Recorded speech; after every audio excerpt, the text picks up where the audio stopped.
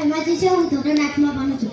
નેતાજી સુભાષચંદ્ર બોઝ. આઝાદીના લડવૈયાઓમાં નેતાજી સુભાષચંદ્ર બોઝનું નામ મોખરે છે. નેતાજી સુભાષચંદ્ર બોઝનો જન્મ કટકના એક સામાન્ય પરિવારમાં 23 જાન્યુઆરી 1887ના રોજ થયો હતો. તેમના પિતાનું નામ જાનકીનાથ બોઝ અને માતાનું નામ પ્રભાદેવી હતું. તેમના પિતા શિસ્ત આગ્રહી, માતા પ્રેમળ અને ધાર્મિક હતા. તેથી તેમને પિતા પાસેથી શિસ્ત અને માતા પાસેથી માનવ સેવાના પાઠ શીખવા મળ્યા હતા. સુભાષચંદ્ર બોઝ પર સ્વામી વિવેકાનંદની ઊંડી અસર થઈ હતી. તેઓ માનવ સેવાને પ્રભુ સેવા માનતા હતા.